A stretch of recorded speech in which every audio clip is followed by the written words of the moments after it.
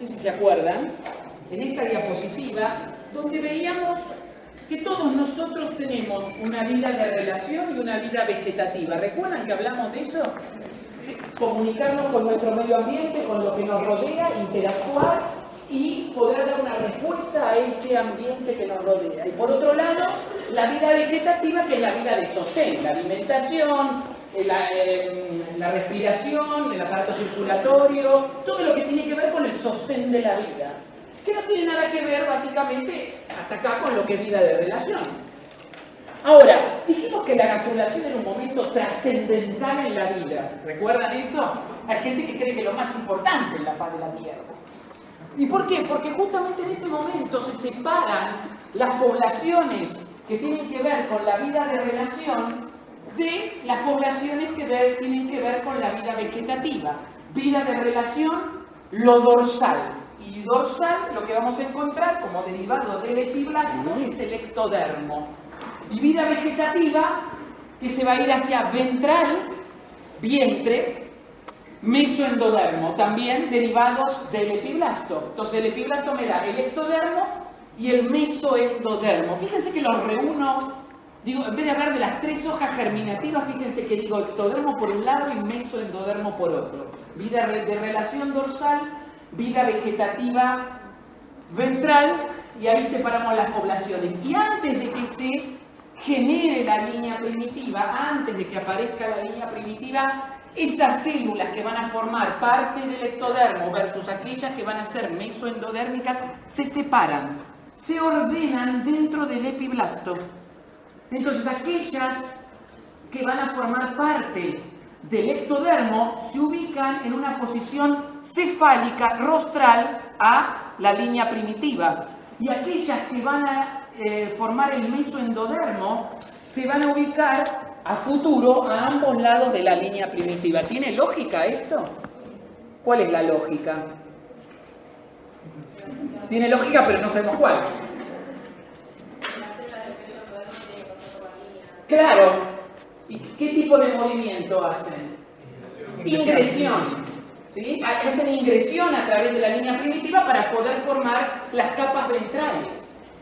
Y el ectodermo, o el futuro ectodermo, tiene que hacer epibolia, es decir, no se tiene que ir a través de la línea primitiva. ¿Estamos de acuerdo? Entonces la lógica indica que el ectodermo se tiene que posicionar cefálico a la línea primitiva, antes de que aparezca, a ver si son movimientos pregastrulares, que los vimos en el pollo, que en otras especies desconocemos si existen o no. Suponemos que también. Entonces, estos movimientos comprenden convergencia hacia la línea media, posterior y extensión. Convergencia, extensión.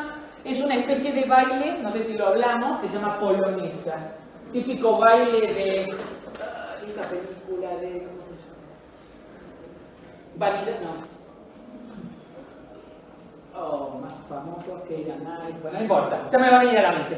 Típica película, Orgullo y Prejuicio.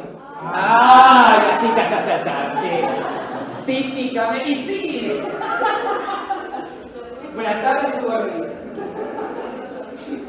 Tenía que ser. Ahí está. ¿Qué tienen ese típico baile que parece que son parejas, pero no son parejas? Se van pasando unos a otros y van bailando en círculo. Bueno, ese es el movimiento que podemos ver en ese embrión pregastrular, en el epiblasto. Muy bien. Y pasamos a la siguiente. Posicionamiento de la línea primitiva. Como resultado de la manifestación de asimetrías de poblaciones celulares adyacentes al epiblasto, se produce la inducción de poblaciones celulares que darán origen a la línea primitiva y al organizador. Recuerden que el organizador, llámese nodo de Jensen en el pollo, nodo primitivo en nuestra especie, se ubica en el extremo cefálico rostral de la línea primitiva.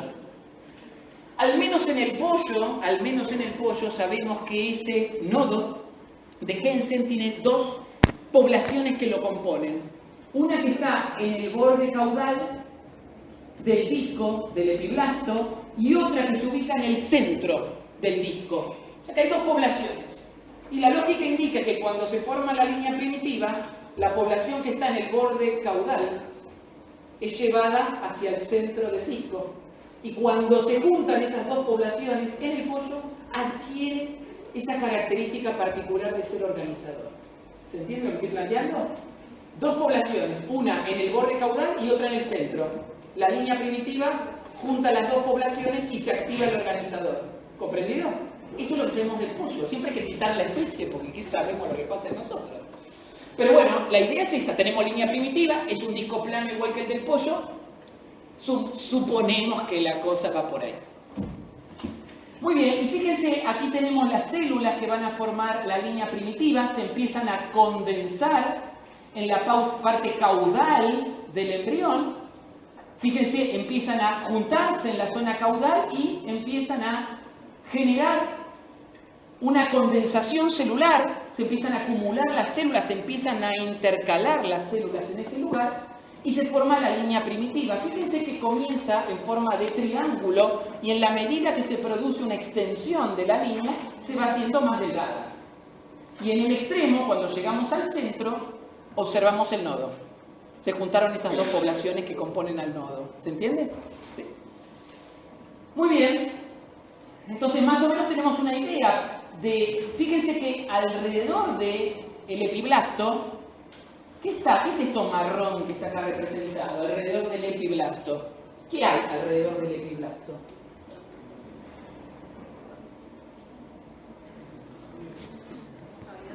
La cavidad amniótica y ventralmente el saco vitelino, ¿estamos de acuerdo? ¿Y quién forma la pared de estas cavidades? Mesodermo extraembrionario. O sea que la población que rodea el epiblasto es el mesodermo extraembrionario. Se cree que este mesodermo extraembrionario es el que posiciona a la línea primitiva, es el que marca lo que es caudal en el embrión. Entonces, cuando las células del epiblasto entienden lo que es caudal, a punto de partida de señales del mesodermo extraembrionario, bueno, ahí las poblaciones pueden reordenarse antes de la gastrulación y, por supuesto, una vez antes de la formación de la línea primitiva, y una vez que se forma la línea, pueden migrar de manera ordenada. Fíjense, aun cuando la inducción ya ocurrió, o sea, la inducción para que se forme la línea primitiva, la presencia del hipoblasto inhibe la formación de esta. La línea primitiva está inhibida en su formación por el hipoblasto. ¿Por qué? ¿Por qué el hipoblasto inhibe la formación de la línea primitiva para después dejar que se forme? ¿Cómo? Exactamente. Lo que nos da el hipoblasto es tiempo para que las poblaciones celulares, vida de relación versus vida vegetativa, se ordenen en el epiblasto, y una vez que se ordenaron, hicieron esos movimientos tipo polonesa, ahí sí, una vez que se ubicaron correctamente, se forme la línea primitiva. ¿Se entiende cuál es el papel del hipoblasto? Uno pregunta, ¿y por qué inhibe el hipoblasto la formación de la línea primitiva? Bueno, esta es la explicación. Primero se deben ordenar las células en el epiblasto, y una vez que están ordenadas se separa lo dorsal de lo ventral, ahí recién se forma la línea primitiva. Ahí el hipoblasto se desplaza en sentido cefálico para que se pueda formar la línea primitiva a nivel caudal. ¿Queda claro esto? ¿Sí o no? Muy bien, acá podemos ver las células que migran a través de la línea primitiva. Estas son células mesenquimáticas, fíjense las prolongaciones. Vamos a volver a activar esto. Ahí está, para que puedan ver cómo migran las células. Este es un movimiento que se llama aptotaxis. Aptotaxis. Lo vamos a escribir, porque lo he visto escrito de todas las maneras posibles, sin H, aptotaxis, bueno, unas cosas. La taxis ni les quiero contar, en todos los idiomas que se puedan ocurrirles. Bien, esto se llama aptotaxis. Aptotaxis básicamente es un tipo de migración, como tenemos la quimiotaxis. Cuando yo digo quimiotaxis, ¿a qué me refiero?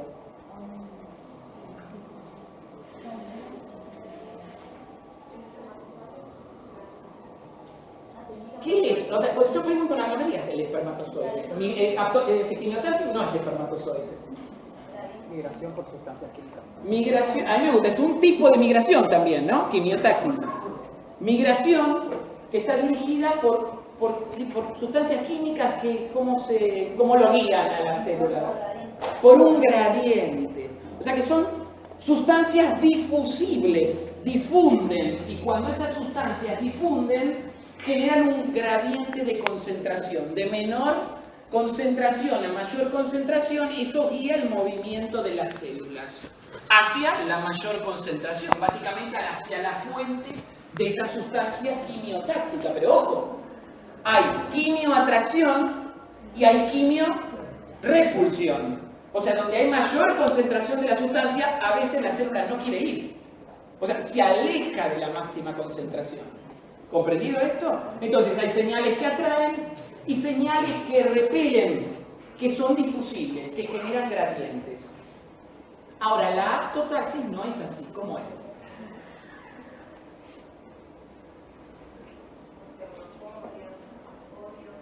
En la quimiotaxis eso también lo ves. Son prolongaciones citoplasmáticas.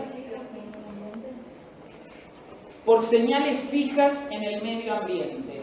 La diferencia con quimiotaxis, en donde las sustancias son difusibles, en este caso, en la aptotaxis, las sustancias están fijas en el medio ambiente. A título de ejemplo, guiarse por la membrana basal del epitelio.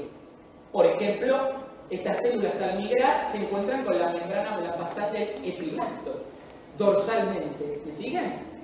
Y en el espacio entre el epiblasto y el endodermo, donde se va a ubicar el mesodermo, en ese espacio también encuentro, por ejemplo, ácido hialurónico, fibronectina, que son sustancias que encontramos en el tejido conectivo. ¿Estamos de acuerdo?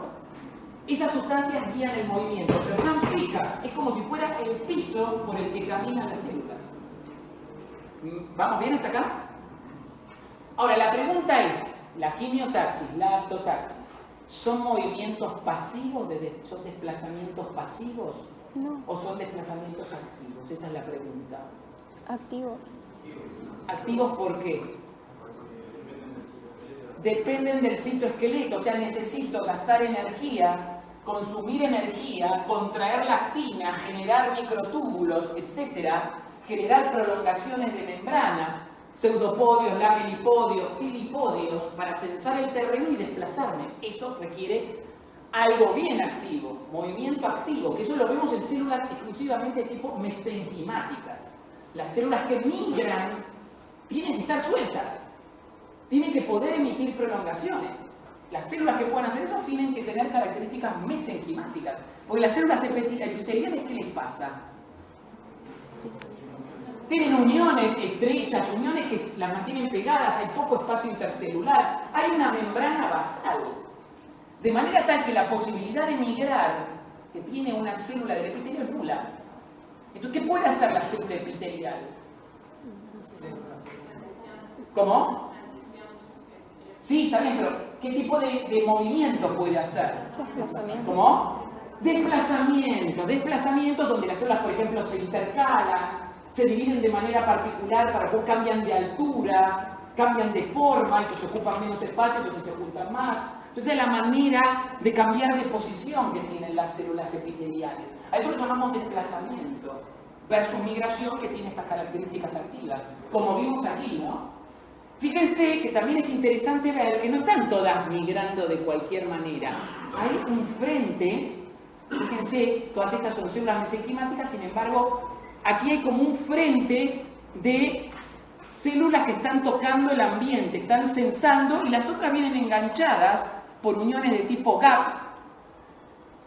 Entonces les mandan señales diciendo, che, es por acá, es por acá, es por acá. Están todas enganchadas como los vagones de un tren. Entonces, como ¿vieron las aves que el que labura es el pájaro que va al frente y después se pone en Y, en horquilla? Las otras van volando por el flujo de aire que genera el que va en la cabecera y el que va en la cabecera guía? ¿Eso lo vieron alguna vez? ¿Lo escucharon? Discovery Channel, Nat Geo. Bueno, esto es lo mismo. Tenemos un frente de avance que va censando y las otras van enganchadas acompañando el movimiento, menos gasto de energía, más eficiente. Pero esto es un poquito a ciegas, ¿no? Y la característica de la quimiotaxis es que estas sustancias son moléculas de adhesividad celular, los receptores que tienen en su superficie. En estas patitas, en estos pseudopodios que tienen las células mesenquimáticas, hay moléculas de adhesividad celular. Entonces, estas manos que generan estas células se pegan al terreno. ¿Me siguen hasta acá? Se pegan. Me pegué. Ahora, ¿hacia dónde tengo que ir? Imagínense, yo soy una célula mesenquimática, emití 4 prolongaciones, mis 2 brazos y mis 2 piernas, me adherí al terreno y ¿qué hago? ¿Cómo sé en qué dirección ir? Por la atracción al sustrato, la que tenga más ¿Cómo? atracción. La que tenga más atracción al sustrato. La que tenga más atracción al sustrato. ¿Qué ibas a decir? Por interacciones de la molécula de la actividad. ¿Por interacciones? Por interacciones que tienen las moléculas que usan para adherirse. A ver, no es un diálogo de moléculas acá, ¿eh? No. En todo caso habrá segundos mensajeros, pero apunta por aquí.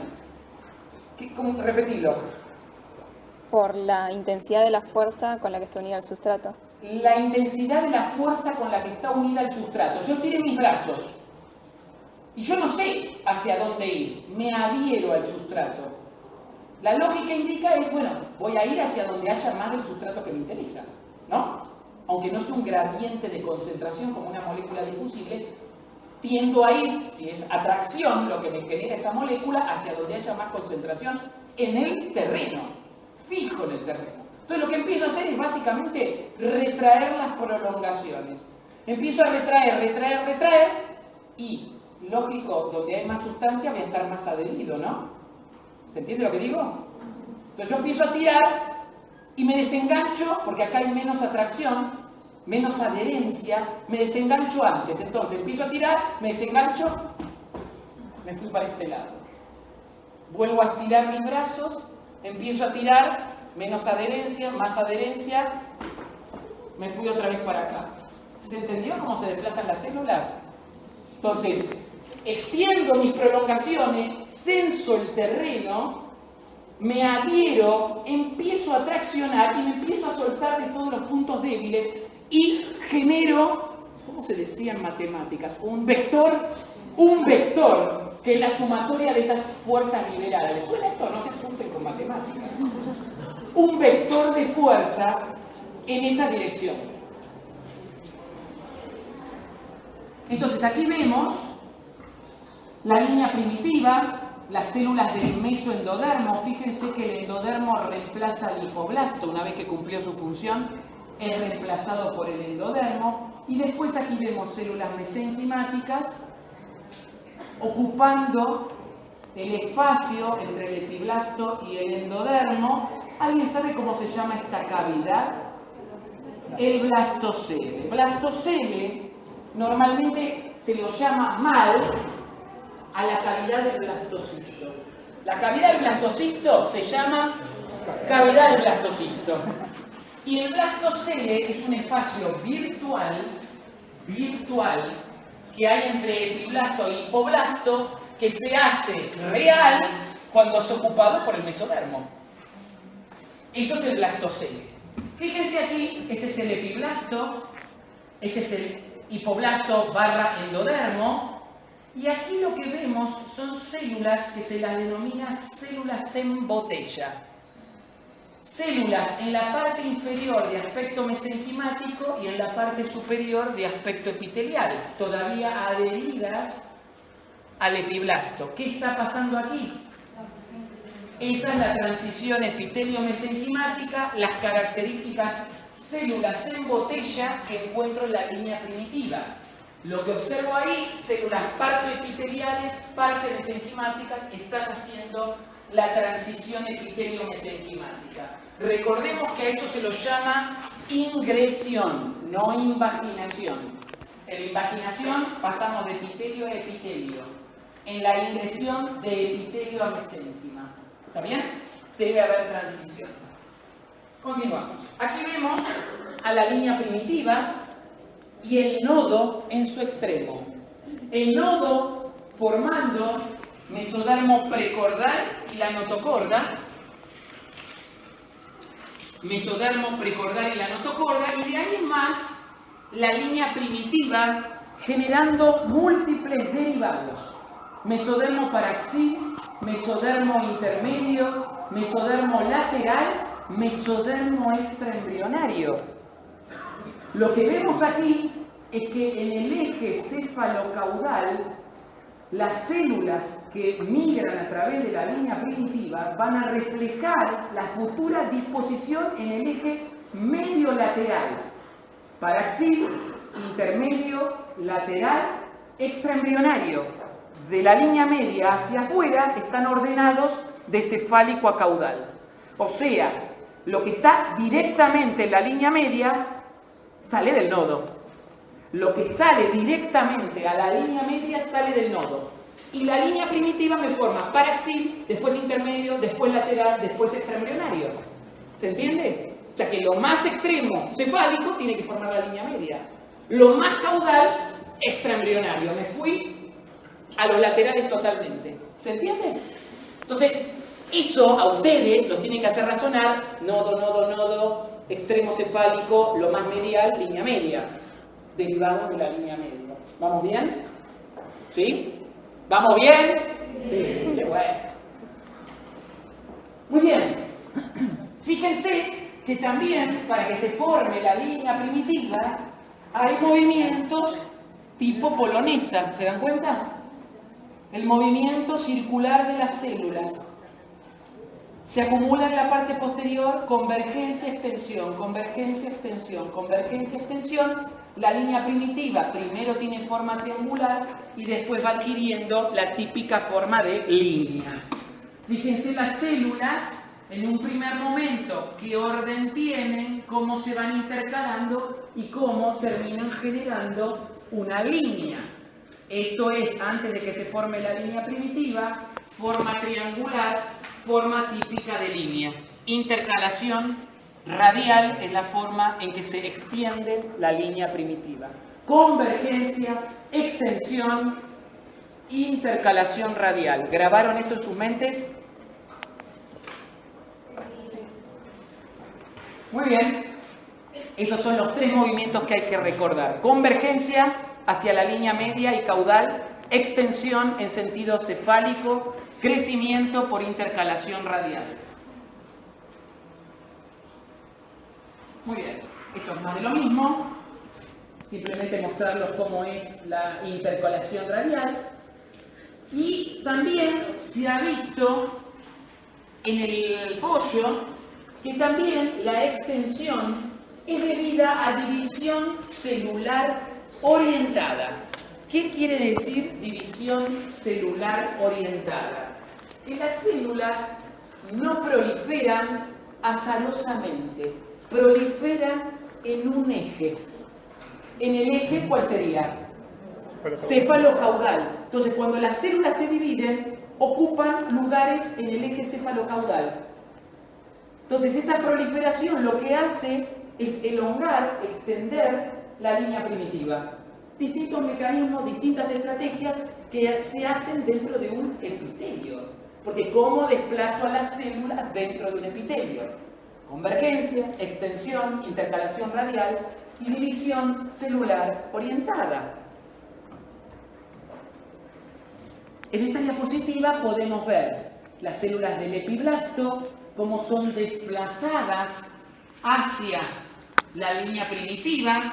En la línea primitiva se forma un surco, el surco primitivo. En ese lugar se produce la transición epitelio-mesenquimática. Fíjense que lo primero que ocurre es la degradación de la membrana basal, porque si no se degrada la membrana basal, ¿cómo se pasa de un plano dorsal a un plano ventral? Entonces se debe degradar la membrana basal, las células adquieren esta típica forma de botella y después son típicamente estrelladas mesenquimáticas. Fíjense que migran o adheridas a la membrana basal del epiblasto, ¿se observa esto? O interactuando con moléculas de la matriz extracelular, ácido hialurónico, fibronectina, que están dentro del blastocele. Fíjense que aquí hay transición epitelio, mesenquimática, epitelial nuevamente, porque yo debo formar el endodermo. Por lo tanto, en este sector, fíjense que tampoco hay membrana basal, porque necesito hacer esta transferencia de células desde dorsal a ventral. Epitelio, mesénquima, epitelio nuevamente. ¿Sí? El señor nodo. Trabajo práctico de la semana pasada. Señor nodo. El nodo se lo llama organizador primario. El organizador. El señor de los anillos. El organizador se descubre a partir de un experimento. Por lo tanto, organizador es un concepto experimental. Surge de un experimento. No me doy cuenta de que el nodo es organizador si no hago el experimento. ¿Esto les queda claro? Concepto experimental. ¿Qué me muestra el experimento? Tengo un hermoso embrión de pato y aquí tengo otro embrión de pollo de la misma edad, del mismo tiempo de incubación. ¿Estamos de acuerdo? Misma edad. Es decir, en el momento en donde la línea primitiva está en su máxima extensión y es el momento en que se forma el nodo. En ese momento, cuando está en su máxima extensión, llegó al centro del disco, ahí se forma el nodo. Los dos son de la misma edad. Entonces, tengo un embrión de pato, un embrión de pollo. ¿Cómo puedo distinguir estos embriones? Por los nucleolos. El embrión de pato tiene nucleolos prominentes, el de pollo no. Entonces yo miro al microscopio, no necesito ningún tipo de tinción ni marcación ni agregarle carbono, sustancias fluorescentes. No, miro el microscopio y veo células de nucleolos grandes, pato. Células sin nucleolo chiquitito, pollo. No hay mucha más ciencia que eso. O sea, piensen, esto se hizo en 1900 y pico. O sea, no sabían lo que era el ADN, no sabían nada, a duras penas veían en el microscopio estas cosas. Núcleo negro, núcleo más clarito. El negro era el pollo, y después no tenemos que era un nucleolo, ¿no? Uno más oscuro y otro más clarito. Bueno, los puedo distinguir, puedo decir de dónde salen cada una de las células. Entonces, esta persona lo que hace es trasplantar el nodo de pato y lo pone cerca del nodo del pollo. Hago un injerto, genero lo que llamamos una quimera. Entonces trasplanto el nodo de Hensen y tengo un pollo con una línea primitiva y dos nodos de Hensen. Entonces, ¿qué surge de este experimento? La aparición de dos sistemas nerviosos. Una línea primitiva, el sistema nervioso a punto de partida del pollo, y otro sistema nervioso al lado donde estaba el injerto de pato. Fíjense que parte de este sistema nervioso está pintado de rosa, como el pato. ¿Estamos de acuerdo? Y vemos que aquí hay un derivado en forma de línea, que es bien rojo, similar a, digamos, el color que usamos para el pato. Esto representa una notocorda y esto representa la línea media del tubo neural. Y esto se tiene que formar normalmente. O sea que el nodo, si yo veo este experimento, soy Spemann, soy Mangold, soy Baddington, soy uno de estos investigadores, digo, el nodo es capaz de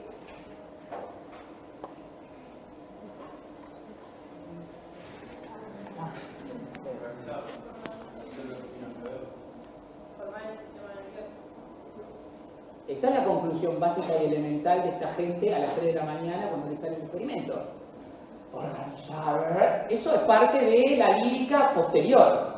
Lo que ven es, che, conclusión, si yo trasplanto un nodo, es capaz de inducir la formación de un sistema nervioso extra, secundario, aparte del que se forma naturalmente. Eso normalmente no ocurre. Por lo tanto, yo interpretaría que el nodo que trasplanté es capaz de organizar esas células para que formen otro sistema nervioso en un lugar donde normalmente no se forma. ¿Me van siguiendo la hilación?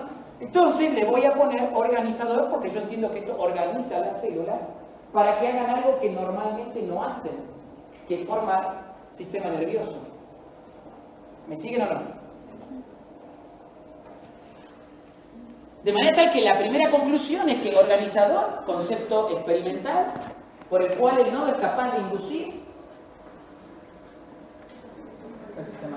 un sistema nervioso secundario. Y digo secundario porque si no, no se entiende que es un experimento, hay dos.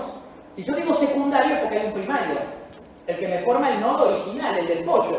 Y secundario es el que me forma el nodo del pato. ¿Me siguen o no? Concepto experimental en el cual observo que el nodo es capaz de inducir un tubo neural secundario. Ahora bien, también veo estructuras que se forman aquí, que se forman habitualmente en la línea media del embrión, la notocorda. Entonces estos investigadores dicen, che, pará, este nodo me forma, eso ya lo dijimos, pero además ¿qué? Estructuras de la línea media. O sea, me forma la línea media del embrión, como vimos en la organización cefalocaudal. Lo más cefálico era el nodo, y el nodo me formaba mesodermo precordal y notocorda. ¿Estamos de acuerdo acá? Porque era lo más cefálico. Y lo más cefálico me forma lo más medial, la línea media. Y lo más caudal, lo extraembrionario, lo que está más afuera. ¿Se entiende la organización? Entonces la lógica indica que este nodo me forma células de la línea media. ¿Y de qué color están pintadas? Rojo. Quiere decir que las células derivadas de la línea media son del pollo o son del pato. Del pato. La línea media que se forma es línea media secundaria otra vez, es del pato. Ahora, vos dijiste organiza. ¿Pero qué está organizando? Si yo formo la línea media, a mí me injertaron y formo una línea media y formo un sistema nervioso. ¿Y dónde está? Organizo a las células. Si yo estoy generando la línea media, ¿se entiende lo que digo o no?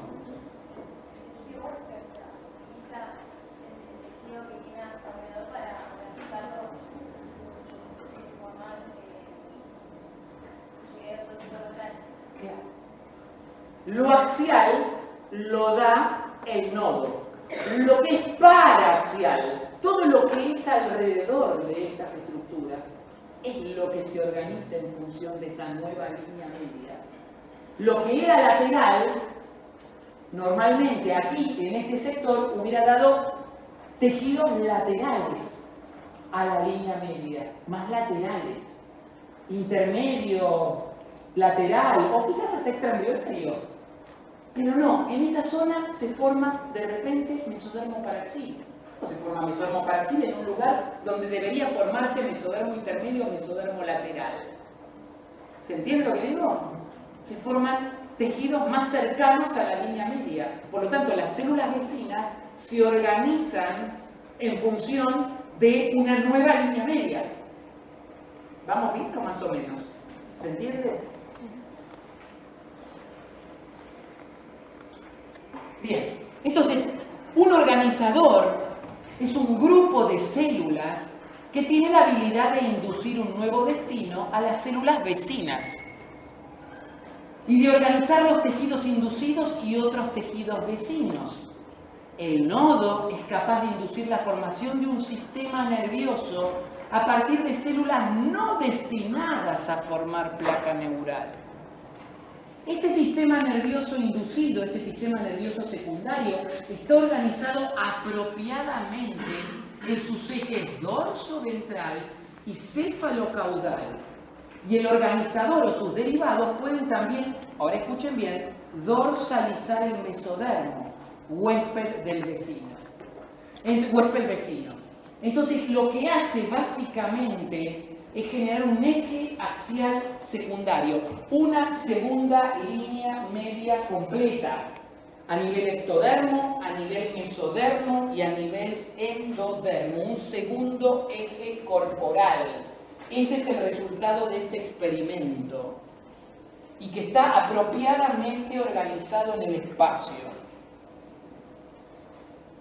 ¿Ya le sacaron la foto? Bien. Fíjense que habíamos partido del blastocisto. Ese blastocisto nos había dado el macizo celular interno y por otro lado el trofoblasto. Trofoblasto derivados extraembrionarios, totalmente extraembrionarios. Citotrofoblasto, sinciciotrofoblasto. Y el macizo celular interno que me da derivados el epiblasto, el hipoblasto, y a su vez el epiblasto es capaz de formarme el ectodermo que recubre el amnios, y ahora sí, solo derivados de tipo embrionario. El ectodermo embrionario, el endodermo embrionario, el mesodermo embrionario, y también vimos que a través de la línea primitiva se forma el mesodermo extraembrionario. Fíjense todo lo que es capaz de formar el epiblasto. ¿Recuerdan que el epiblasto tenía los genes de la pluripotencia? A su vez heredados del macizo celular interno, a su vez heredados de la célula huevo. Estos genes de la pluripotencia terminan en el epiblasto a nivel del ectodermo. Y aquí las células que heredan a nivel del ectodermo, que ya deja de ser ectodermo en realidad porque se van estas células del ectodermo y terminan en el mesodermo extraembrionario, son las células germinales, que son las que a futuro mantendrán la vida, ¿no? Bien, ejes embrionarios, el antero-posterior, ya vimos que tiene mucho que ver con el organizador primario. El primer experimento lo hizo, miren estas caripelas, Estos son Spreemann y Mangold, trabajaban juntos en el laboratorio. ¿Ustedes creen que había amor acá? Con estas caritas, había amor, ¿no? Había amor. Ella era la discípula de él, lo admiraba. Y él, pero mirá, la felicidad que compartían entre ellos. Mirá las cejas del señor. Era un diablo, básicamente, alemán, ¿no? Mirá esto. Mirá lo que es esto. Era muy serio en esa época. Le apretaba mucho la corbata, algo pasaba. Y ella está más relajada, ¿no? Que no quiero entrar en detalles, pero se la ve más cómoda en esta situación. Bueno, esto fue a principios del siglo pasado. Ellos estudian en realidad anfibios y lo que ellos trasplantan es lo que se llama labio dorsal del blastoporo. Este es un embrión, fíjense, es un embrión esférico.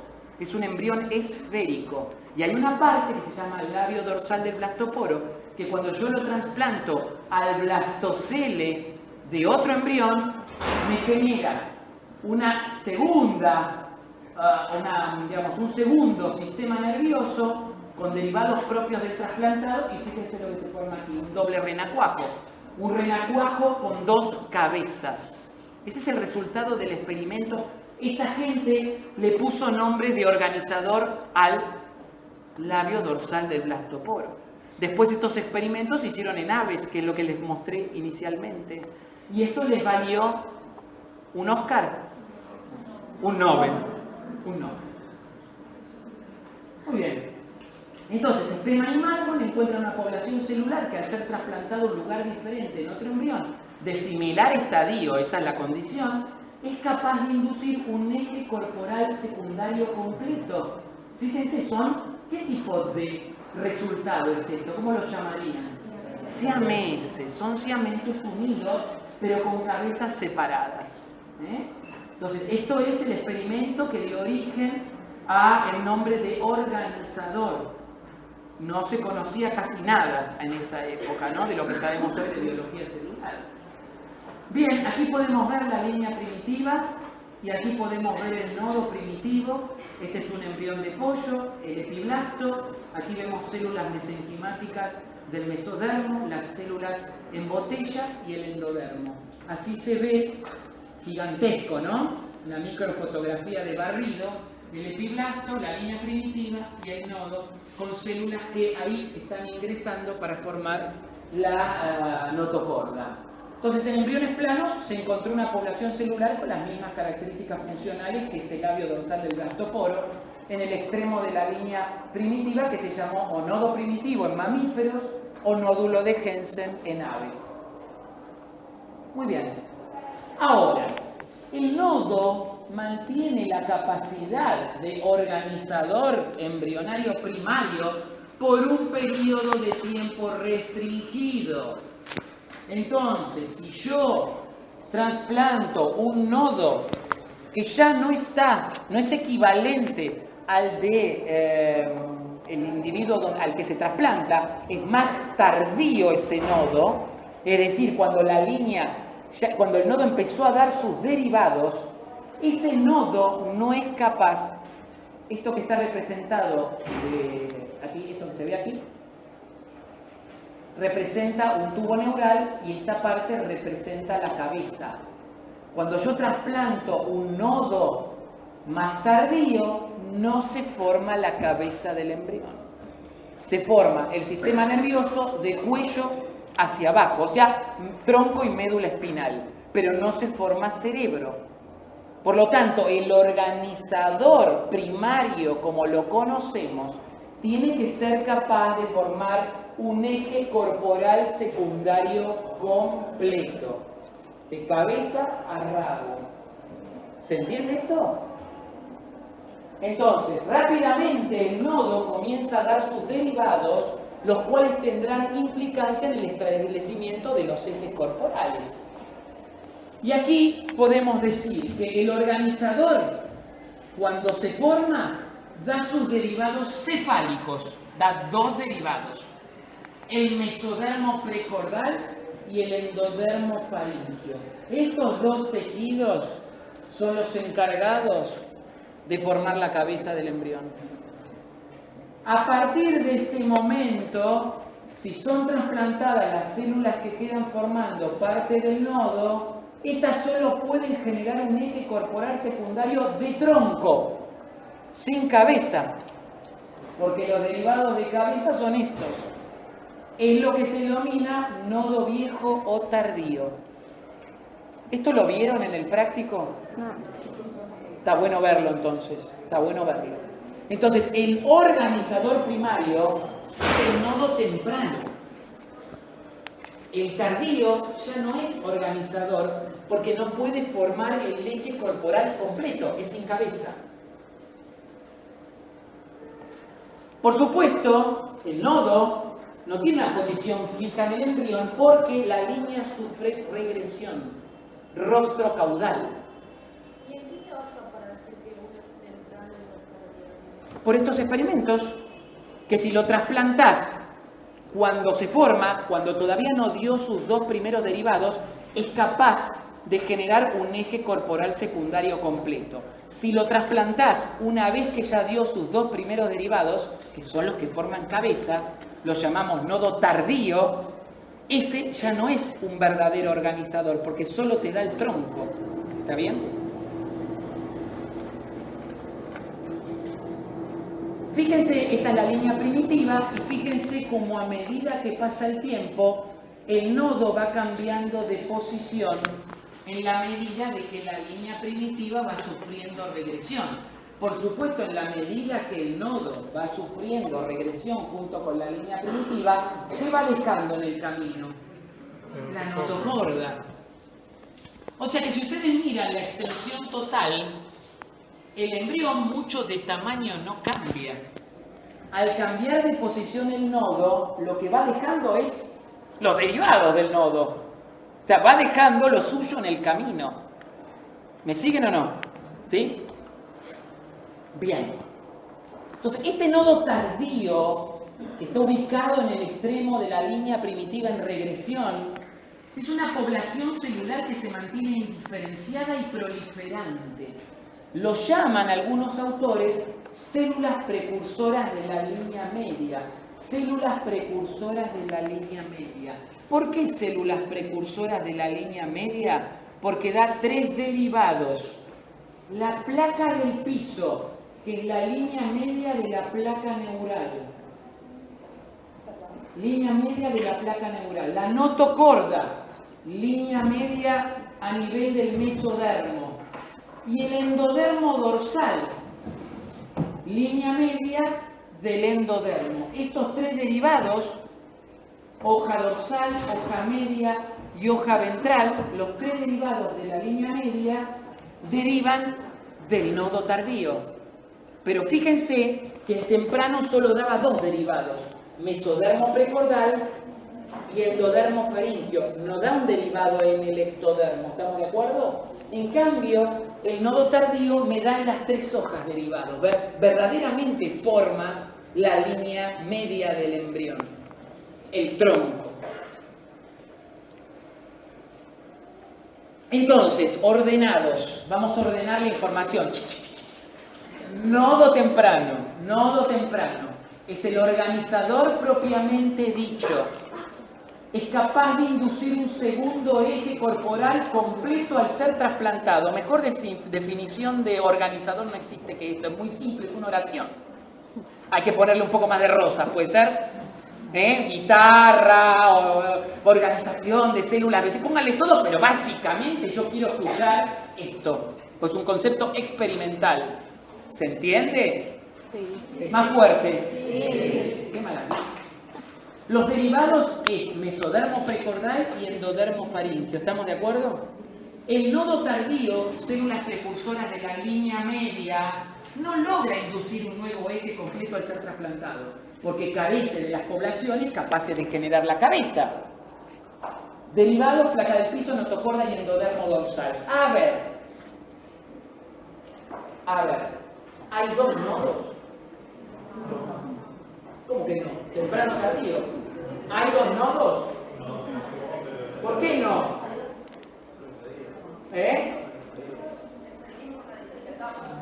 Es el mismo en 2 estadios distintos. No es que el nodo temprano deja de dar esto, porque es un continuum. O sea, este primero da estas 2 poblaciones, el nodo primero da estas 2 poblaciones y después da estas otras 3.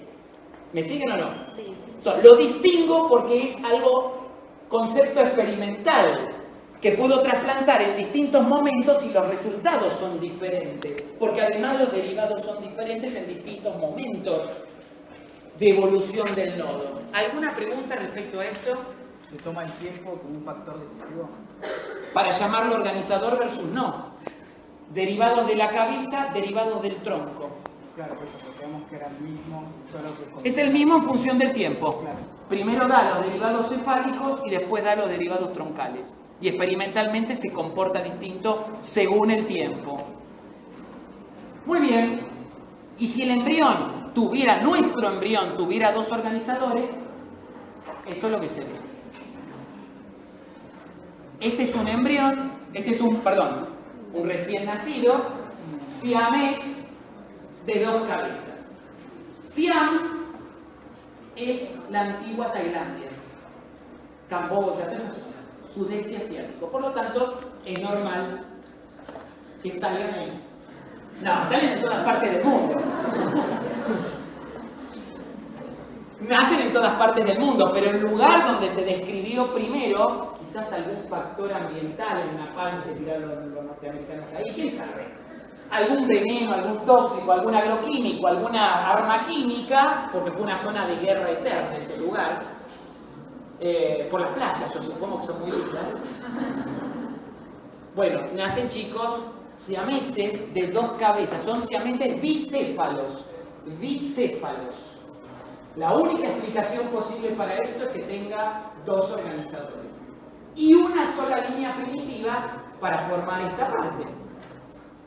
Si tiene 2 líneas primitivas, puedo separarlo por completo. Ahora, si hay una línea primitiva, comparto el mesoendodermo, Tiene que ser un solo cuerpo en última instancia, es decir, una línea primitiva, un solo mesodermo, pero un ectodermo que yo puedo regionalizar para que se formen dos cabezas, dos sistemas nerviosos. ¿Se entendió? Más vale que entiendan lo que es organizador, por su bien. También hay un eje izquierda-derecha, que es el mismo medio lateral, pero medio lateral entendemos que no necesariamente es izquierda-derecha. Externamente, el eje que vemos es medio lateral, pero internamente sé que mi corazón está a izquierda, sé que tengo el hígado a la derecha, sé que tengo el vaso a la izquierda, la rotación particular del intestino, del colon, etc. Hay un orden, una organización interna que no vemos, que es una organización izquierda-derecha. Externamente hay cierta simetría bilateral, no soy perfecto, pero bueno, simetría bilateral, pero internamente hay asimetría izquierda-derecha. Y esa asimetría izquierda-derecha se establece en la gastrulación. En la gastrulación. Por eso es importante la gastrulación. Yo soy zurdo. Ya esto se lo debo, ¿a quién se lo debo? Al nodo. El nodo también genera, no es parte de lo que llamamos organizador, porque ya dijimos que es concepto experimental el organizador, pero esto también es parte de la capacidad de organización que tiene el nodo. Indica lo que es izquierda y derecha, aparte de generarme la línea media en el eje cefalocaudal. La parte ventral del nodo, o sea, apuntando al saco vitelino, la parte ventral del nodo tiene cilios, tiene pelitos, acá se pueden ver muy bien, ¿los ven? Que tienen un movimiento giratorio, hacen así, los pelitos estos, como si fuera una hélice. Y esa hélice genera un flujo, una corriente en la superficie ventral. Por lo tanto, ese flujo genera que moléculas se acumulen de un lado y no se acumulen del otro. La molécula que se acumula de un lado y no del otro se denomina nodal. Nodal es la molécula que se acumula del lado izquierdo y no del lado derecho.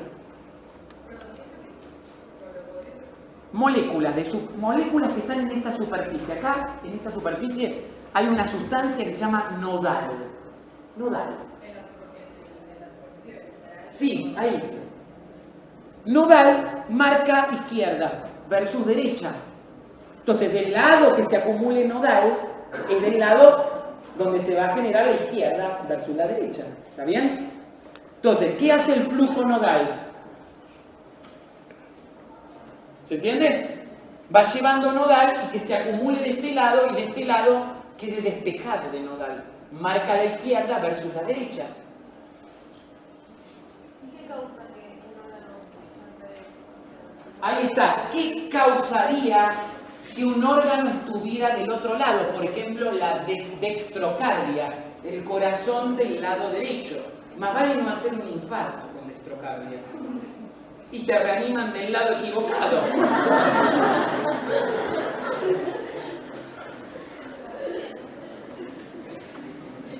¡Ups! Tu Sam dice que puede fallar, ¿no? Es así.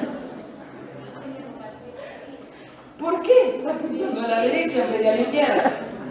¿Cuál es el problema? Ni te das cuenta hasta que haces un paro. Mejor no hacer un paro. Por lo menos hasta los 80 mirá. ¿Cómo? Eso es cuando todos los órganos están al revés. Situs inversus es el nombre técnico de eso. ¿Pero qué tiene que ver con el movimiento del cilio? ¿Y alguna falla en los cilios que no se muevan? Una opción sería que giren en sentido contrario. Me lo marquen al revés. Y otra cosa es que estén paralizados los cilios. De manera tal que si no hay acumulación de nodal de un lado o del otro, en realidad la elección de izquierda a derecha es azaroso, 50 y 50. Por lo tanto, puede ser que el corazón apunte para un lado, el hígado esté en su posición normal, el vaso esté del mismo lado. ¿Entendés? Y esto existe, la parálisis ciliar, hay una enfermedad que se llama enfermedad de Cartagener, capaz que lo vieron, no, o lo están viendo, genética, por ahí. Cartagener, ¿no? Es una enfermedad que tiene parálisis ciliar. Nacen con parálisis ciliar. Ellos tienen mucha frecuencia de exitus inversus de estrocardia, porque estos cilios probablemente estén paralizados en el embrión. Problema genético, ¿no? Entonces se genera este nodo ventral, que es el mismo nodo, el nodo en su cara ventral, genera lo que llamamos flujo nodal, y el flujo nodal no es flujo del nodo, sino flujo de la sustancia nodal, que también, bueno, del nodo. ¿Se entendió esto? Bien. Y acá está lo que estaban preguntando. Puede ser que un órgano esté en una posición alterada. Fíjense, pueden estar todos los órganos simétricos. Todos volcados a la izquierda, todos volcados a la derecha, un solo órgano cambiado de lugar, o todo cambiado de lugar. Situs solitus, isomerismo derecho, isomerismo izquierdo, y situs inversus, que era lo que estaba comentando, ¿no? Bien, y el eje dorsoventral es preexistente a la gastrulación, ¿estamos de acuerdo? ¿Cuándo se establece el eje dorsoventral? No, eso es polo embrionario a embrionario, que va a coincidir, está bien, va a coincidir con el eje dorsoventral. ¿Pero quién establece el dorsoventral? El epiblasto y el hipoblasto. Ese es el momento en que se establece. Fíjate, este es el polo embrionario, el polo abembrionario, que es perpendicular al polo animal vegetal que establece el segundo cuerpo polar y el parchecito de membrana plasmática donde ingresó el espermatozoide. Polo animal vegetal, polo embrionario abembrionario, que en este caso coincide con el dorso ventral. Pero el dorso ventral lo establece el epiblasto versus hipoblasto. Aquí se puede ver un embrión humano implantándose. Este es el epitelio uterino, este es el blastocisto, esta es la cavidad del blastocele, trofoblasto apolar, abembrionario, polo embrionario, trofoblasto polarizado, trofoblasto activo metabólicamente, adherido al epitelio uterino. Y acá vemos una capa de células planas. ¿La llegan a ver? Una capa de células planas y un conglomerado de células. ¿Qué es eso? ¿De qué? Del macizo. O sea que fíjense que lo primero que se distingue es el hipoblasto. Lo que queda parece macizo celular interno, pero es el epiblasto, solo que todavía no se epitelizó. Fíjense que lo primero que se separa es el hipoblasto. Después sí, típico epitelio que llamamos epiblasto. Y la formación del tubo neural. La formación del tubo neural es una estructura que comienza con la placa neural en la gastrulación. Aquí vemos la placa neural interactuando con la notocorda, y podemos ver tres colores: celeste, azul y azul más claro. El celeste es el ectodermo neural de la placa, este color azul que no sabemos todavía, y este más clarito que se llama ectodermo general. Ahora bien, ¿qué es esto que está en el medio? Crestas neurales. La población intermedia es la población que va a dar origen a las crestas neurales. Recuerden eso porque son muy importantes en el desarrollo. Algunos llaman a las crestas neurales la cuarta hoja germinativa. Ectodermo, mesodermo, endodermo y las crestas neurales. Eso entre comillas, ¿no? De tantas cosas, de tantos derivados que dan las crestas neurales. Son importantes y ocurren en la zona de transición entre placa neural y ectodermo general. Fíjense que esta placa neural genera un surco, el surco neural, y se elevan sus bordes, los pliegues neurales. Esos pliegues neurales se elevan, se acercan a la línea media, entran en contacto y ahí pasan varias cosas. Fíjense, los dos extremos, azul claro, se unen en la línea media, se reconocen como iguales y forman una capa continua, que es la epidermis a futuro. La capa más externa de la piel, la epidermis, es el ectodermo general. Recubre todo el cuerpo. Ectodermo general. Fíjense, están en los dos extremos y sin embargo, al final del proceso los encuentro unidos. Se reconocen entre sí en la línea media. Por otro lado, lo que es la placa neural se va plegando, entran en contacto sus bordes y se unen. También se reconocen y forman una estructura continua, un tubo, el tubo neural. Ahora bien, las células que están en el medio, ¿cómo hacen para reconocerse entre sí? ¿Van a formar un epitelio? No. Hacen lo que llamamos ingresión, no, transición epitelio-mesenquimática. Por lo tanto, para que el epitelio correspondiente al ectodermo general se separe del ectodermo neural, las células que están en el medio, es decir, la cresta neural, sufre transición epitelio-mesenquimática. Tubo neural por un lado, ectodermo general por el otro, y en el medio, células mesenquimáticas de la cresta neural. Estas células, al ser mesenquimáticas, tienen amplia capacidad de migración, y lo hacen. ¿Y cómo lo hacen? Las células de la cresta neural. A este proceso de formación del tubo neural a partir de la placa neural lo llamamos neurulación. Neurulación. Entonces, fíjese cómo la migración de las células de la cresta neural ocurre mientras se fusionan los pliegues neurales. Las células se reconocen entre sí, se pueden adherir en la medida de que estas otras células sufran transición epitelio-mesenquimática. Aquí podemos ver la placa neural,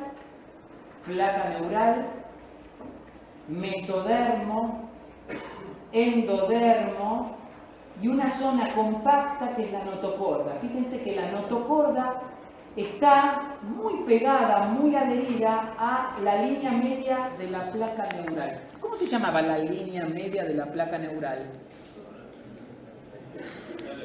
Placa del piso. Recuerden que esta zona de la placa neural es un derivado del nodo, al igual que la notocorda, al igual que el endodermo que vemos aquí. Es muy difícil de distinguir la placa del piso de la notocorda del endodermo dorsal derivados del nodo. A esta estructura algunos autores lo llaman la notoplaca. Está todo pegado ahí. Notoplaca. Los tres son derivados del nodo. Recordemos que la línea media. Si esto es la línea media, me voy para atrás, me voy para atrás, uy, me veo un pozo de acá. ¿Qué es esto? El nodo. Y más caudalmente me encuentro con la línea primitiva. ¿Se ve? Bien. Entonces aquí, si lo vemos, esto es tridimensional. Si lo vemos plano, vemos la línea primitiva, vemos el nodo, vemos la placa neural en un pollo.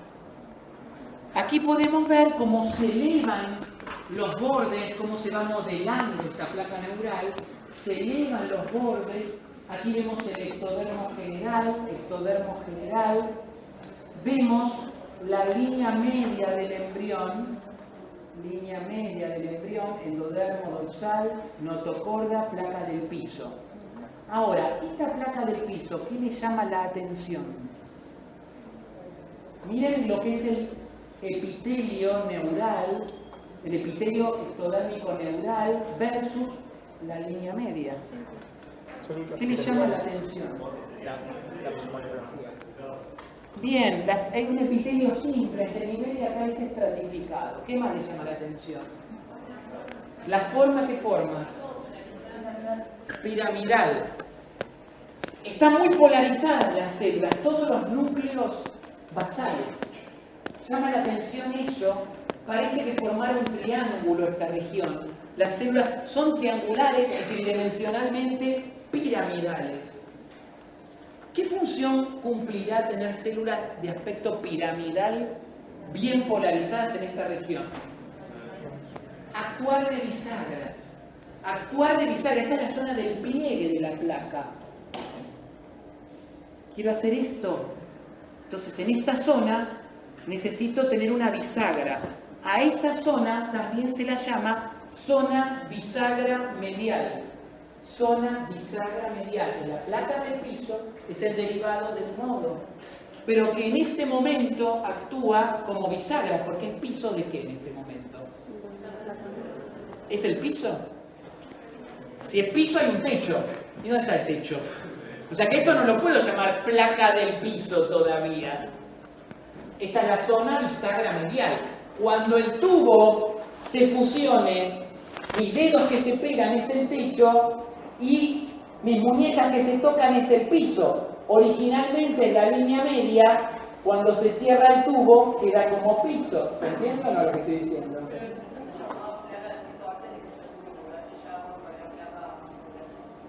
Si tenés ganas. A los fines técnicos es esta placa del piso cuando se formó el tubo neural. La lógica indica. Ahora, los fines técnicos, entendé que placa del piso siempre va a ser placa del piso. Antes de que se cierre, después de que se cierre, es placa del piso. Pero en este momento funciona no como placa del piso, sino que funciona como zona bisagra medial. Tiene que ver con el plegamiento del tubo. Bien, fíjense cómo se eleva, cómo se acercan los bordes. Miren qué lindo se ve esto. Cómo se acerca esa línea de unión del ectodermo general, esta línea de unión del ectodermo neural y una zona de transición donde está la cresta neural. Fíjense que esta imagen, la luz del tubo, tiene forma de rombo. ¿Por qué? ¿Por qué tiene forma de rombo? Porque hay más bisagras. Esta es la zona bisagra medial y aquí están las zonas bisagras laterales, dorsolaterales las llaman. Zonas bisagras dorsolaterales que característicamente me generan una luz en forma de rombo. Esto a futuro va a formar el rombencéfalo. ¿Por qué? Es una luz en forma de rombo, muy simple. Bien, continuamos. Aquí podemos ver, fíjense la línea de adhesividad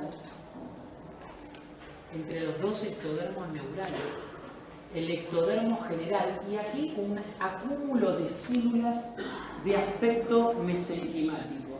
Estas ya están mesenquimáticas totales y estas están haciendo transición epitelio-mesenquimática. Fíjense que son como un acúmulo. Esto es el mesodermo cefálico y este es el endodermo, la notocorda. Bien, y el último, antes de... No, todavía tenemos un rato. Lo último de neuro es la inducción neural. Importante saber esto, chicos, por favor.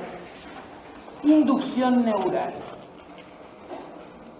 ¿Quién es el inductor por excelencia? Aquí llamaríamos inductor neural. ¿Cómo? El nodo, claro. El inductor neural, por el experimento de Spreemann, Mangold y todo lo que siguieron detrás, es el nodo. ¿Alguien tiene discusión con esto o no? ¿Alguien discute esto?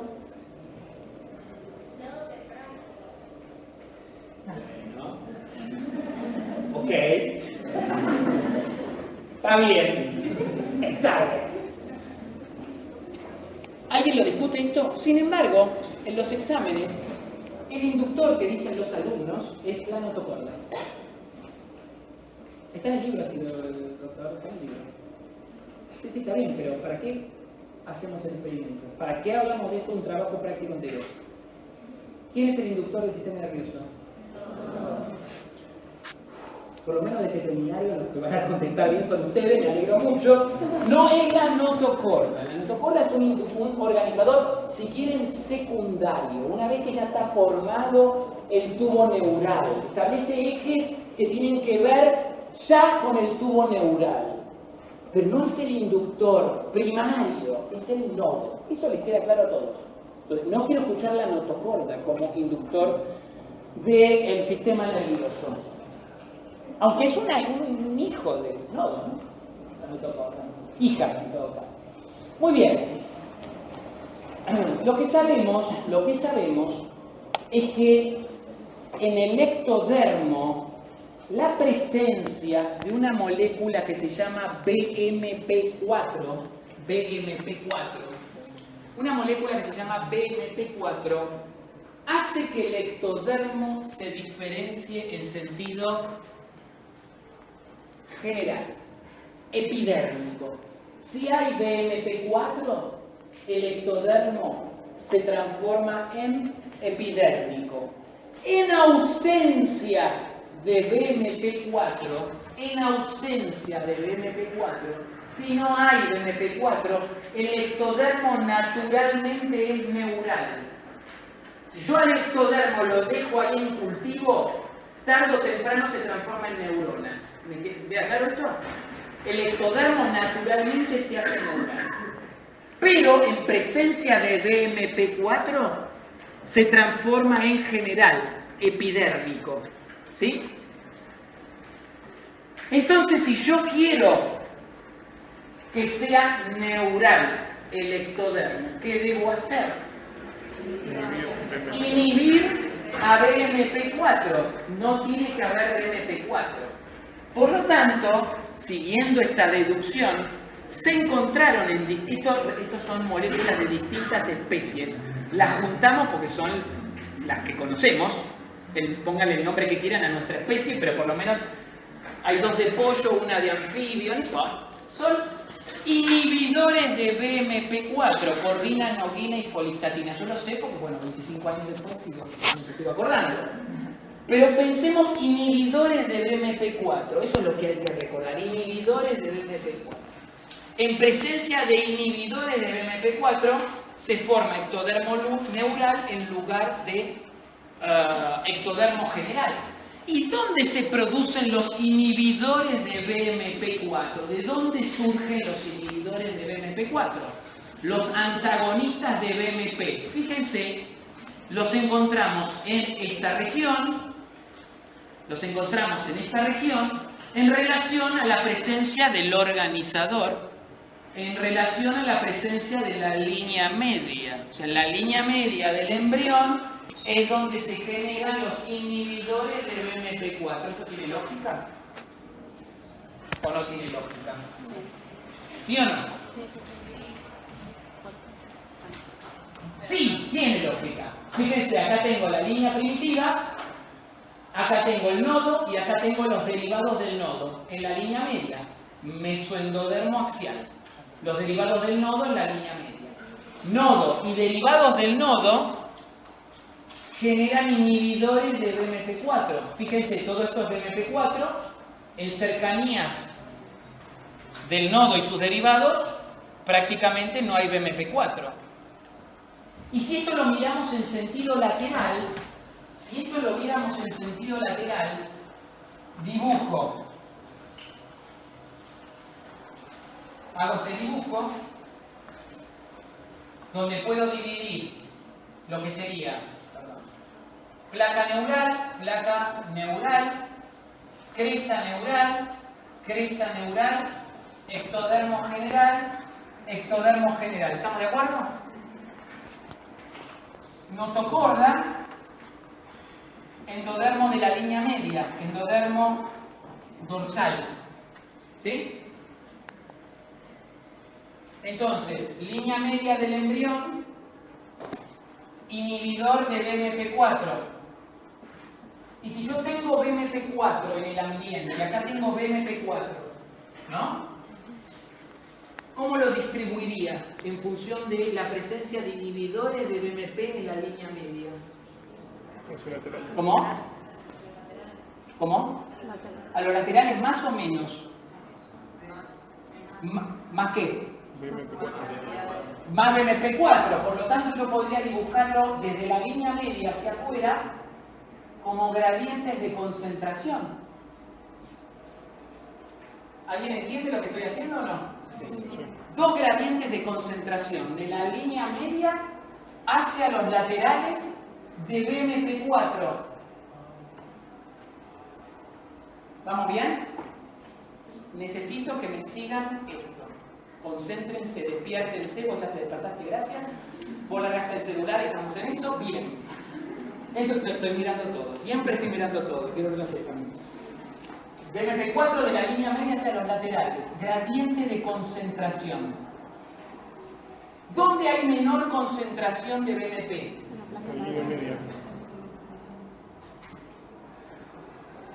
¿Dónde hay niveles intermedios? ¿Dónde hay niveles altos? Las concentraciones de BMP4 dan identidad de posición a las células sobre las que influencia. Si hay mucho BMP4, yo interpreto como célula que soy ectodermo general. Si hay niveles intermedios de BMP4, yo como célula interpreto que voy a ser cresta neural. Y con niveles bajos o nulos, interpreto que voy a ser placa neural. ¿Ustedes están viendo hacia dónde apunta esta explicación? Si yo me ubico en la hoja media, paraxil, a los lados de la notocorda, hago un triangulito, un rombito acá, intermedio, lateral, paraxil, intermedio y mesodermo lateral. Concentraciones bajas, concentraciones intermedias, concentraciones altas. ¿Me van siguiendo o no? Identidad de posición según la concentración de una molécula como gradiente. Ahora bien, y acá viene lo más, ¿estás despierta? ¿Sí? ¿Largaste el celular bien? Estamos listos. Voy a insertar en este dibujo un nodo. Entonces voy a meter en los bordes un nodo de pato. Vamos a hacer nucleolos prominentes. ¿Qué hace ese nodo? ¿Cómo? ¿Por qué? Inhibe BMP4 acá. Inhibe BMP4. Por lo tanto, acá el gradiente cayó. Por lo tanto, estas células que querían ser ectodermo, iban a ser ectodermo general, de repente se encuentran que no hay BMP. Che, paremos las rotativas. Yo iba a ser general y de repente me inhibieron BMP. ¿Qué voy a hacer ahora? Neural. Formo un tubo neural secundario de manera experimental. ¿Qué está haciendo el nodo? Modificando las concentraciones de BMP4 y diciéndole a las células que ya no son periféricas, ectodermo general, son mediales, placa neural. Ahora, la posición no cambió. Es lo que entienden las células de los mensajes. Esto de organizamos a las células vecinas, les estamos dando identidades de posición. Identidades de posición. Perdón, ¿y las crestas neurales van a ir en medio? Todo se reorganiza en función de eso. Y acá vas a tener, en este punto, tengo que borrar un poco, ¿no? Voy a borrarlo así. Pensá que es un siamés, no te lo voy a saber dibujar perfecto, pero entendería que esto debería ser así. Y de acá, hacia lo lateral, lo que queda. ¿Se entiende este dibujo más o menos? Entonces acá generé de vuelta un nuevo gradiente y por lo tanto, donde hay mesodermo lateral, acá voy a hacer paraxil, intermedio y lateral acá mezclado. Bueno, va a estar fusionado el exterior. Pone, a ver, imagínate vos lo dejo como tarea para el hogar a las 3 de la mañana con una cervecita, si querés hacerlo, te dibujo, a ver dónde meto la cresta neural acá. Tu trabajo mental para el hogar, pero yo lo que quiero que entiendan es que si yo pongo un organizador, me cambia las concentraciones locales de BMP y las células entienden que están en una posición diferente.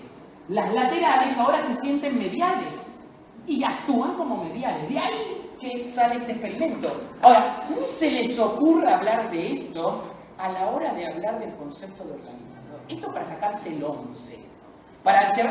Salgo con el título de ayudante de entrelogía. ¿Está bien? Entonces, esto está en su cabeza porque ahora digo, ahora lo entendí. ¿De dónde sale este experimento? Tengo el razonamiento, la lógica de por qué da así este experimento. ¿Se entendió más o menos o no? Ahora, el otro punto, ya para, digamos, para ser jefe de trabajo práctico, no alcanza con inhibir BMP. Inhibir suena a inhibir. ¿Y cómo estimulo para seguir un camino u otro? El que estimula el camino neural, por un lado, permito que sea neural la célula, inhibiendo BMP. ¿Y cómo lo estimulo ese camino? Otra molécula que se llama FGF. Factor de crecimiento fibroblástico. Muy bien, gracias, Eco. Factor de crecimiento fibroblástico. ¿De dónde? Sí, perdón, vale.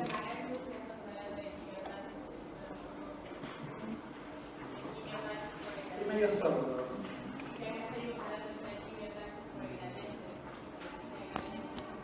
No, porque quimiotaxis tenés que pensar nosotras que migran.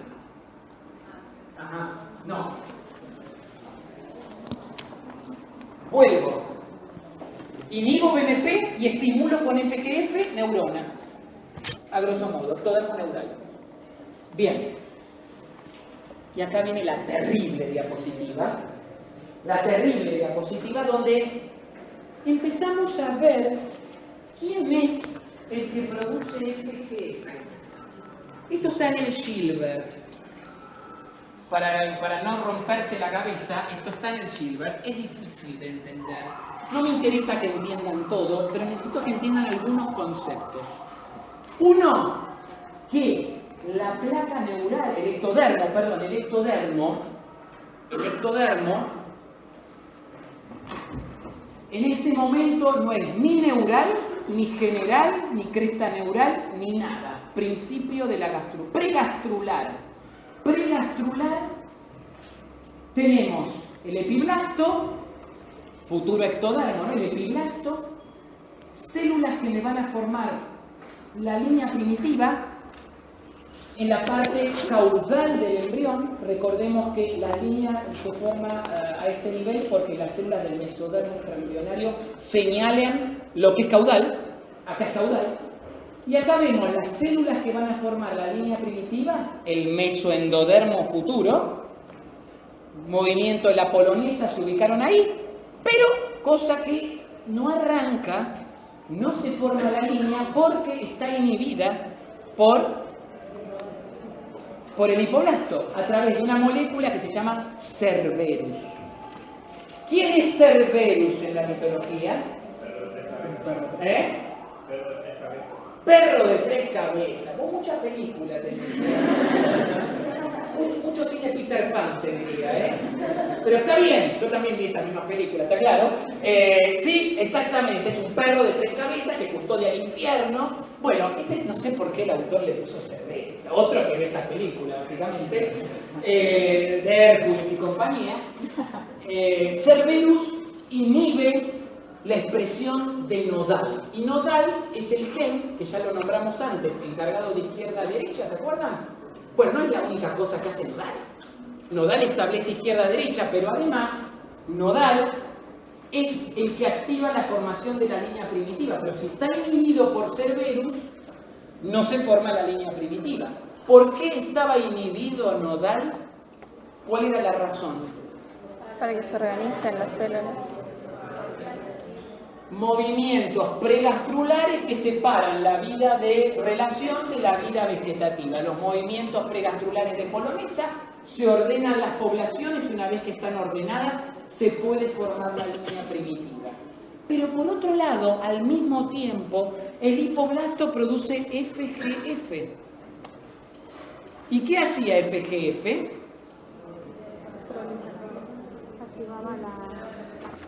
Estimulaba a las células ectodérmicas a que fueran neurales. Fíjense que la expresión de FGF genera en el epiblasto la expresión de dos genes, ERNI y SOX3, no importa, está en el libro, no importa, que son genes preneurales. Lo que hace el hipoblasto es darle al epiblasto, y ahora viene una palabra nueva, competencia para formar ectodermo neural. ¿Qué quiere decir competente? Capacidad, que es capaz de formar, en este caso, placa neural. El ectodermo necesita ser primero competente para que después el nodo lo transforme en placa neural. Si el ectodermo, en este caso el epiblasto, no es competente, no se forma placa neural. O sea que le estamos dando un rol al hipoblasto importante. El hipoblasto le da competencia al epiblasto para que pueda formar a posteriori placa neural. ¿Se entendió esto? ¿Se entendió o no? ¿Más o menos? El epiblasto va a formar ectodermo neural versus crestas neurales versus ectodermo general. ¿Estamos de acuerdo?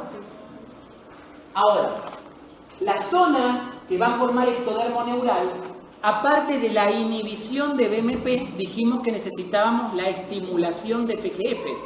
Sin la estimulación de FGF no se forma ectodermo neural. ¿De dónde viene esa estimulación de FGF? Del hipoblasto. Entonces el hipoblasto le da al epiblasto ectodermo competencia para después ser ectodermo neural. ¿Pero qué me falta para que después sea ectodermo neural? Le doy FGF, pero ¿qué me falta?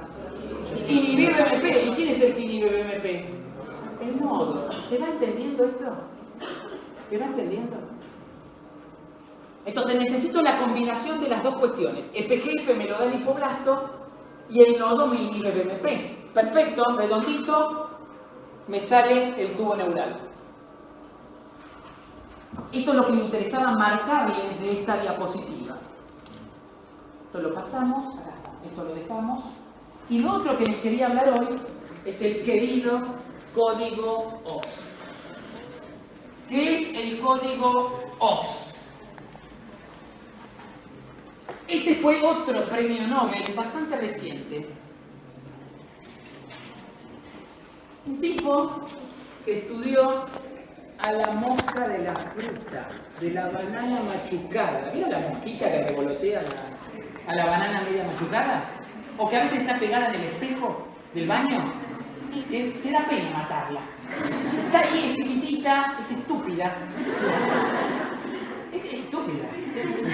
Está ahí, pero no es un mosquito, no es una mosca. Es la mosca de la fruta, es la Drosophila melanogaster. Y me da pena. La corres así, la empujas. A veces es tan estúpida que se apoya ahí en el agujero y vos tenés que... Tengo que abrir la canilla, hermana. Déjame abrir la canilla.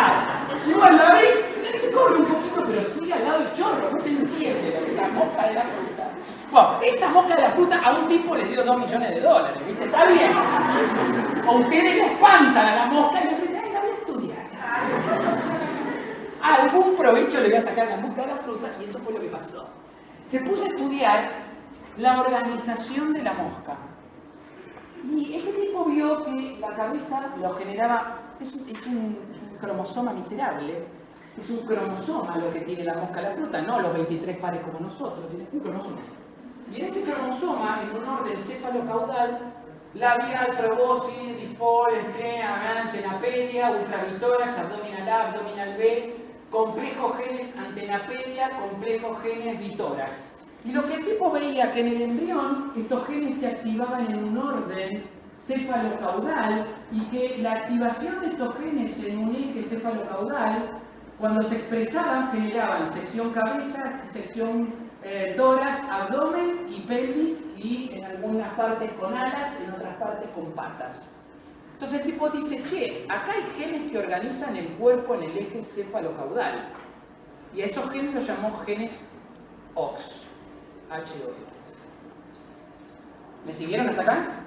Mosca de la fruta. Premio Nobel después. Pero el premio Nobel no fue por este código OX, por descubrir que la mosca de la fruta tiene estos genes que organizan su cuerpo en distintos segmentos corporales. Son genes vinculados a la segmentación corporal en el eje cefalocaudal. Si no, acá vemos, esto vamos a volver después, estos genes que llamamos genes homeóticos, de los cuales están los genes OX, son genes que tienen una expresión en el eje cefalocaudal con un borde de expresión muy definido y a posteriori la expresión se hace cada vez más tenue. A veces un segmento depende de la expresión de múltiples genes OX expresados al mismo tiempo, la combinatoria de expresión de genes OX. Fíjense si hay alteraciones en la expresión de genes OX. Por ejemplo, si duplico un segmento, un gen que tiene que ver, si volvemos para atrás, tiene que ver T2, antenapedia, este gen, a la sección siguiente, lo obligo a que en vez de expresar lo verde, que es ultravitórax, exprese también antenapedia, lo que obtengo son dos pares de alas. O sea, le puedo cambiar la identidad de un segmento alterando la expresión de los genes OX. Acá vemos distintos resultados. Una mosca de la fruta común, una mosca de la fruta donde dupliqué el gen antenapedia y por lo tanto se me forman dos pares de alas. Y acá alteré la expresión de la cabeza, por lo tanto en vez de que me salgan antenas de la cabeza, me salen patas de la cabeza. ¿Me siguieron? Bueno, eso es la mosca de la fruta. No querría ser mosca de la fruta, ¿no? ¿Me siguieron hasta acá? Entonces yo puedo alterar la expresión de los genes OX y por lo tanto alterar la organización segmentaria de este individuo en particular en el eje cefalocaudal. Ahora, ¿es la única especie que tiene genes OX? Ratón tiene equivalentes y son genes que lo llamaron B.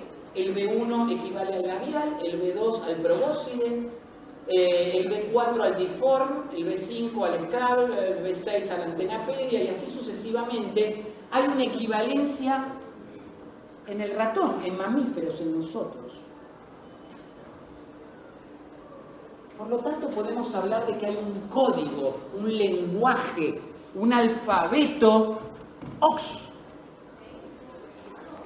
¿Perdón?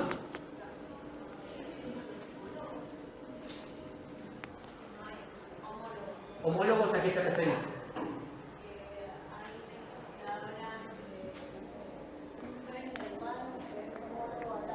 Sí. Homología, claro. Al de la mosca de la fruta y al del ratón. Y al del ave, si querés. Todos tenemos la misma organización. Fíjate que este es el de la drosófila. Es un cromosoma, pero en el ratón son 4 cromosomas. ¿Por qué? Porque la complejidad del individuo no da para que estos genes se expresen en un solo cromosoma. Necesito que combinar la expresión de estos genes OX para formar un código cada vez más complejo. Si el individuo es más complejo, necesito más cromosomas y más combinatorias para formar más cosas que la mísera mosca de la fruta. Igual, le van a tener cariño a partir de hoy, ¿no? Fíjense que los genes más cefálicos tienen que ver con el cerebro y los genes más caudales tienen que ver con el tronco. Expresión 3', 5'. 3' cabeza, 5' tronco. ¿Está bien? Recuerden eso, expresión 3', 5' coincide con la organización cefalocaudal del embrión. Y algunos conceptos que están de este lado, algunos conceptos que están de este lado, de cositas que deberíamos saber de los genes OX. Los genes OX dijimos que son genes homeóticos. no son los únicos genes homeóticos. Los genes PAX, por ejemplo, PAX, los genes PAX son genes homeóticos no OX, no son OX, son PAX. Los genes homeóticos tienen una caja homeótica. ¿Qué es una caja homeótica? Una secuencia de 180 pares de bases que codifica un dominio. Este dominio se fija al ADN y por lo tanto se lo llama homeodominio. Tiene un homeodominio que es compartido por muchos factores de transcripción. Quiere decir que el producto de este gen regula la expresión de factores de transcripción. Inicia una cascada de expresión genética, actúa a nivel nuclear. Transformación homeótica, otro concepto a tener en cuenta, transformación homeótica. Hay 4 clústeres en mamíferos, en diferentes cromosomas, por duplicación de un complejo OX ancestral. El complejo OX ancestral, el de la mosca, se duplicó, se triplicó, se cuadruplicó y tenemos ahora 4 clústeres en mamíferos. En extraterrestres a lo mejor hay 5 clústeres, no lo sé. ¿Qué quiere decir transformación homeótica? ¿Qué le suena transformación homeótica? Experimentalmente.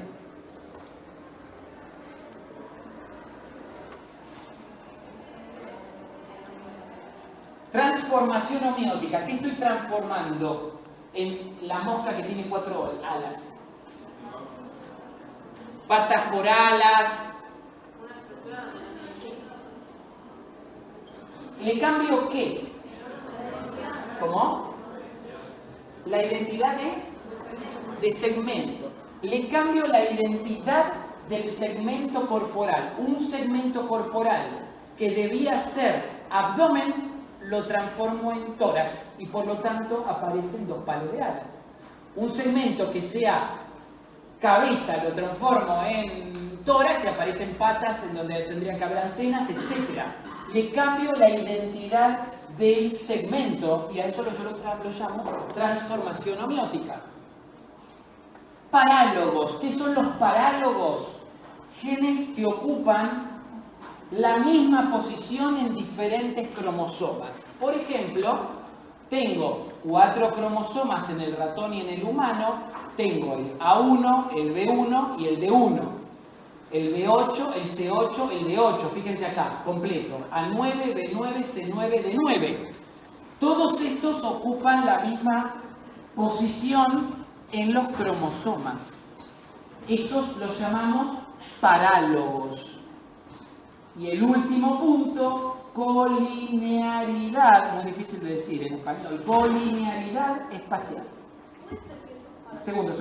La posición física de cada gen en el grupo de genes se correlaciona con el borde rostral de su expresión en el eje anteroposterior. Por lo tanto, el 3' es un gen más rostral y el 5' es un gen más caudal. ¿Qué vas a decir?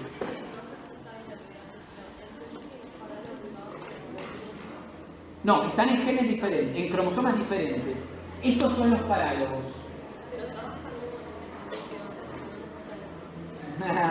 Cuando hablamos de código, ya estoy terminando, cuando hablamos de código me refiero a que hay una expresión combinada de estos genes. Por ejemplo, se puede expresar A1 con B2, con C4, con D1. Y eso significa forma cuello. Se expresa A5, B5, C8, D8. Eso forma tronco, forma tórax. Entonces se combina la expresión y eso es un lenguaje que entienden las células de formar este segmento en particular. Hay una molécula, y con esto termino, que se llama ácido retinoico, y el ácido retinoico regula la expresión de los genes OX. Por lo tanto, fíjense que si hay mucho ácido retinoico, por ejemplo, el ácido retinoico hace que se expresen los genes más cefálicos. más 3'. Por lo tanto, si hay mucho ácido retinoico en el ambiente, ¿qué pasó acá? Se van a expresar otros genes que no deberían. Si hay mucho ácido retinoico en el ambiente, ¿qué nos expresan los genes? Más caudales, más 5'. ¿Qué le falta a este? La mitad de abajo, la mitad inferior, ¿se dan cuenta? Le falta la mitad inferior. El ácido retinoico es el precursor de una vitamina. No. ¿Cómo saben? Porque las chicas saben, sí, efectivamente. Saben, porque la vitamina A está en todas las cremas cosméticas para la piel, para el cutis, para los granitos. Hay algunas que son antiacné. ¿Le suena esto? No le suena. ¿Qué? Roacutan. Roacutan está formada por altas dosis de retinoides. Como es un ácido, seca la cara, la seca, digamos, hace que las células se multipliquen más y se elimine la piel superficial. ¿Cómo se llama? Peeling. Te hace un peeling el roacutan. El roacutan y, por ejemplo, el dermagloss. Tenía una paciente que se compraba los potes de, no sé, 10 litros, yo qué sé, venía con aplicador así, ¿eh? Se hace todo el cuerpo. Mirá, tengo una piel de 50 años, me decía de 880, pero bueno, sí, parece de 50, tenés razón. Dermagloss así. El tema es, tiene mucha vitamina A y el roacutan es ácido retinoico puro. A lo cual, si vos lees el prospecto de roacutan, dice prohibido su uso durante el embarazo. Che, pero si es una vitamina mala. Vitamina mala. Mala cuando hablamos de hipervitaminosis. A ver si nos entendemos. Todo en su justa medida. El feto necesita vitamina A como cualquier otro individuo, pero en la dosis correcta. No en dosis tóxica. Porque si en dosis... ¿Por qué necesito vitamina A? Porque necesito ácido retinoico que regule la expresión de los genes OX correctamente, para que se expresen correctamente en el eje cefalocaudal. Ahora, si yo le tiro un baldazo de ácido retinoico, los genes OX hacen cualquier cosa y me quedo como una sirena, sirenomelia. ¿Me comprendieron? Buenas tardes, chicos, nos vamos a casa.